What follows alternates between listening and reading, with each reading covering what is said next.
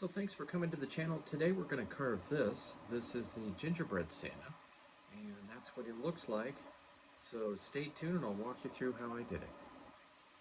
Okay, so here's another beginning of a Santa. You can see I've got a typical piece of white cedar with the obligatory crack that I've sealed with the Gorilla wood glue. And what I'm going to have is a row of gingerbread men around the base. So it's going to look like he's almost standing on a drum, if you will, sort of a drum. And it's going to have gingerbread around it. And for this base, I'm going to use my deeper V-gouge, sort of part this out right in here. And then this is going to become the base for the Santa to stand on. And the difficulty with that is that you really have to make it look like a platform as opposed to a continuous robe. You don't want people to make the mistake of looking at this and saying, oh my gosh, what? He's got a gingerbread robe? Maybe not a bad idea actually, but in this case I want to create that distinction. So what I'm planning on doing is parting this out here, and then I'm going to set it back just a little bit, maybe like a 1/4 inch, 3/8 of an inch. And that'll become a snowy sort of perch. And when I paint it, I'm going to have like the snow sort of dripping down a little bit to kind of give that effect that here's the Santa, here's the platform, that he's standing on the gingerbread man platform. So that's the next step, folks. And I hope it doesn't take me as long to do this one as it did that last Santa, the nautical Santa, because of everything else going on around the holidays. But that's the idea. So now it's going to be parting it out, roughing it out, using the Automach tool that I've got, along with the grinder, because you know you've got lots of knots in this white cedar, just so you know. It's not real expensive, but the trade-off is these knots. So we'll see what he looks like in a little bit. Okay, so you can see where I've parted out this base here, and I still might tune that up a little bit depending on, I want it to be even, you know, and I'm doing this by eye, so it's, you can tell it's going to need a little shaving off over here. But anyway, I've got the center line here, and I need to get the shoulders constructed. So that's my next step, is to remove some of this material. And for that, I turn to my trusty Automach carver, the HCT30, which I just love this tool. This thing is a workhorse. I never take this blade out. It's been well used. I just keep polishing it up. You know, using that, right here. Probably seen it already. But I like to use this, and I just kind of roll it to sharpen the blade. Put a little rouge on there. Use a wire brush, get all this, you know, material. It's basically iron or steel that you see in here that's black. Just kind of rough that up a little bit. Possibly, sometimes you don't need to put rouge on in between, and then go back to doing this. That gives you a really nice, sharp blade so that you can do all the rough out you need.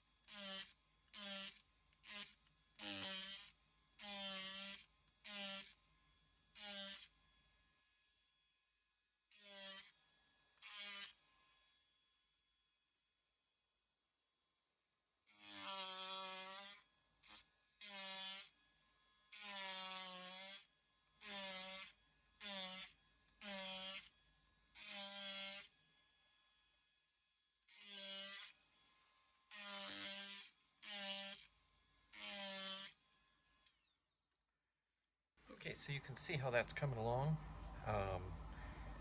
I kind of want the face. I'm gonna be very careful about taking material off here. I don't want to go too deep because I want him to be leaning forward as opposed to leaning back. Okay, so I think he's coming along pretty good. I'm gonna put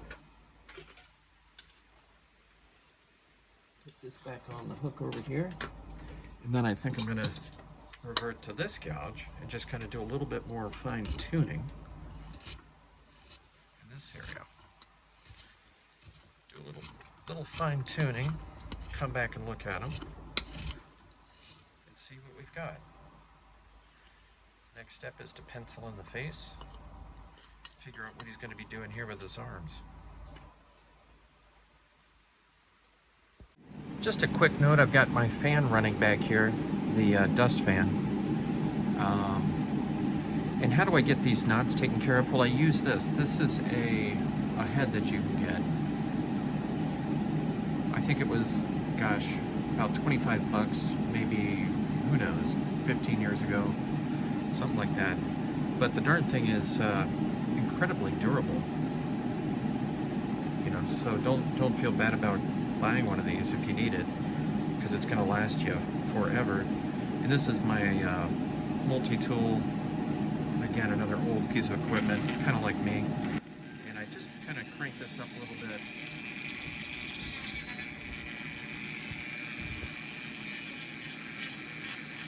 Go like that.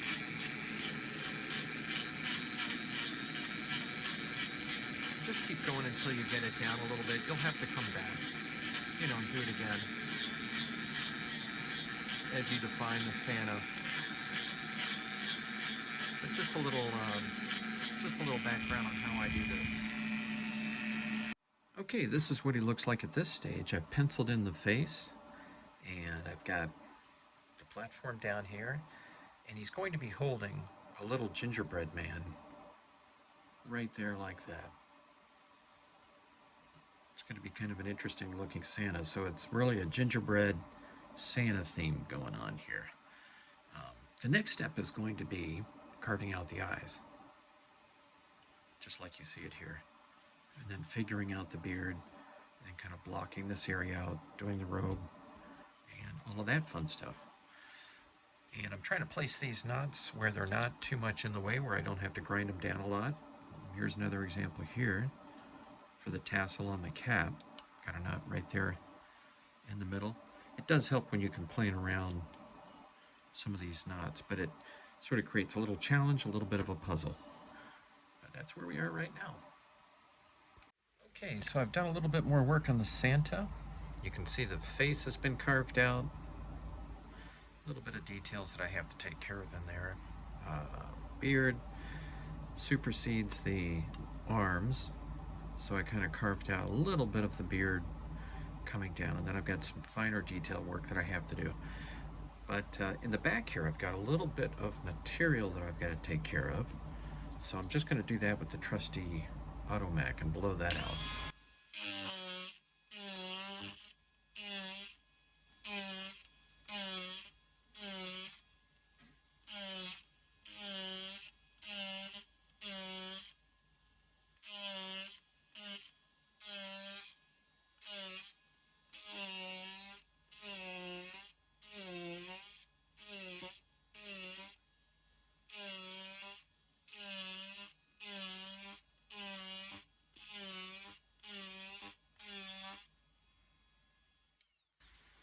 Okay, so I'll hit that again in just a few minutes, but that kind of takes a little bit of that extra wood out of the way and kind of keep going with it. So the next area I think I'm going to work on is right in here, where I've got the hands, a little gingerbread man with his hands on his hips, and just kind of go from there. A lot of picking left to do here, a lot of detail work. Okay, so the Santa's coming along pretty good. I've got the little ginger man sort of roughly cut out there. I think I'll work a little bit more on the beard, try to get a little bit more depth to this beard, maybe the hairline over here. And I have to decide if I want to do anything in this area. I've got some wood in here. I could do a banner. I could do any number of things.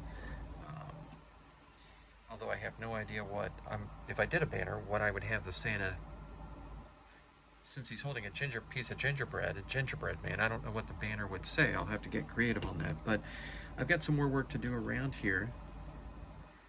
And, just kind of shaping this out a little bit, removing material, just kind of looking at it. And I can see that I've got some stuff that I got to do back here. So I'm going to work on that and show you what he looks like. Okay, so this is what the Santa looks like at this stage. Got him all carved out, and he's holding the smaller gingerbread man.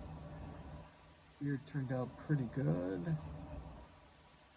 And down here I've got the gingerbread men that are carved in relief.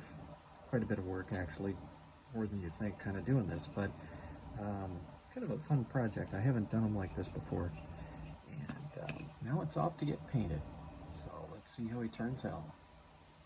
And this is a closer view of what the finished Santa looks like. I used a gold around the bands there, obviously, and then a green metallic along the base.